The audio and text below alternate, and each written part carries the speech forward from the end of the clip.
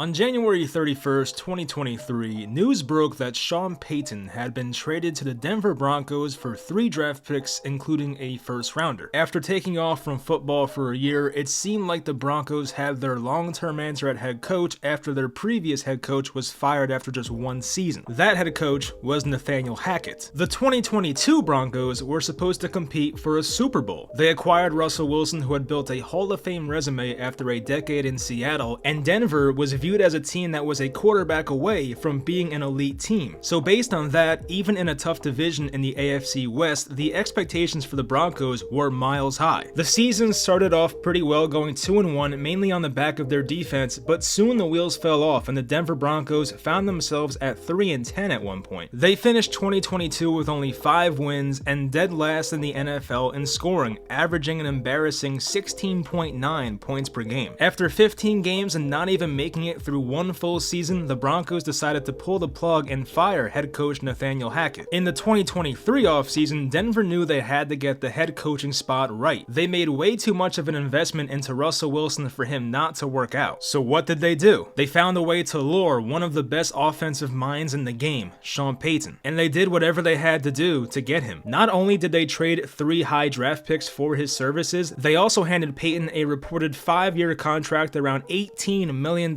per year. Only Bill Belichick makes more per year coaching than Sean Payton right now. As for Sean Payton's predecessor, Nathaniel Hackett, he found his way onto the New York Jets as an offensive coordinator, mainly to reunite with Aaron Rodgers, who he had coached in Green Bay. But instead of coming in peacefully and letting the past be the past, Sean Payton did something that you almost never see happen. On July 27th, right before preseason began, Payton made sure to throw quite the jab at the man he was replacing. Payton went on to say it might have been one of the worst coaching jobs in the history of the NFL. That's how bad it was. So yeah, clearly he was not holding back. Not only was this uncalled for, but you almost never see this happen. Coaches criticizing other coaches is very rare, especially the guy you're replacing. Of course, some media, players, and Hackett himself had to respond to this, but Hackett was the bigger man and didn't let this escalate. Aaron Rodgers, on the other hand, did not take it so easy when defending his former and now current coach. Rodgers went on to say, "I thought it was way out of line, inappropriate, and I think he needs to keep my coach's name out of his mouth." Rodgers also called Payton insecure and wanted to blame another man in case the Broncos situation did not go too well this year. And to make it even better, the Broncos and Jets were scheduled to play each other in week 5. For Sean Payton, whether he said those comments to take the pressure off him or maybe he was just being honest, it really did the opposite. There was now a target on his back, and if things in Denver played out horribly, it was going to be tough to bounce back from for him. We know what happened with Nathaniel Hackett and the Jets, and their season pretty much ended after a few plays, but things in Denver were not so smooth either. Denver started the season 0-3, and in that third loss, the Broncos allowed 70 points to the Miami Dolphins. Through 3 games into the season, they were outscored 122-69. And let's just say if you were Sean Payton, you did not want to be on social media after that loss. Whether it was the Kevin James references, Nathaniel Hackett defenders, or being called a Drew Brees merchant, the Broncos and mainly Payton were getting destroyed in the media. In week 4, the Broncos played in Chicago versus a Bears team that was also winless and considered one of the worst teams in the league. This was the game that Denver had to show something, especially coming off a completely embarrassing loss allowing 70 points. But in Chicago, the Broncos found themselves down 28-7 by the middle of the third quarter. The winless Bears stomped them right out of the gate, and Denver was staring an 0-4 start to the season straight in the face. The Bears at one point had a 97% chance of winning that game, but in what ultimately has saved their season up until this point, the Broncos were able to climb back. The offense scored on their next 2 drives, making it a 28-21 game, and a defensive score on a Justin Fields fumble by Nick Bonito made it a tie game. It felt like a blink of an eye, but the Broncos were back. Chicago later failed on a 4th and 1 where it was very questionable if they should have went for that in the first place. Then Will Lutz hits a game-winning field goal, Justin Fields throws a game-ending interception, and the Broncos escaped Chicago with their first win. And right when you thought things were finally looking up in Denver, they dropped their next 2 games, falling to 1-5 on the year. One of those losses was to the Jets, who of course were sure to take their victory laps on Sean Payton based on his offseason comments about their offensive coordinator. But since dropping to 1-5, the Broncos have not lost. They've rattled off 4 straight victories to get back to 500 and gave themselves a legitimate shot of making the playoffs. And how they turn things around starts with their defense. Over the past past 4 games, Denver's defense has held opponents to 17 points per game. And even in their last loss, which was a game against the Chiefs and Patrick Mahomes on a Thursday night, they held them to 19 points. In that time span, the Broncos defense has had 6 interceptions, only allows 6.5 yards per completion, and recovered 7 fumbles. From being by far the worst defense in the league the first month to now actually being respectable and playing well is a huge turnaround. Some of that turnover is credited to Vance Joseph, their defensive coordinator, and some personnel changes as well. Playing Fabian Moreau at corner over Damari Mathis seems to be working so far. Mathis was playing like one of the worst corners in the entire league. Vance Joseph also switched up the way he coaches that defense. Now playing more nickel personnel as compared to base has helped them cut down on the explosive plays allowed, which is an area they really struggled in early on. Since moving on from Frank Clark and Randy Gregory, the pass rush has surprisingly gotten better. Nick Bonito, Baron Browning, and Zach Allen have stepped up big time since they both left. But most importantly is the improvement of Russell Wilson. Denver once again had so much invested in him, and it had to work based on that massive contract and the amount of assets they gave up to get him. 2022 was by far the worst year of Russell Wilson's career. Nathaniel Hackett didn't help, nor did the offensive line he was behind, but I also think Russ was not healthy last year. Through 10 games this year, Wilson already has 3 more passing touchdowns than he did all of last year,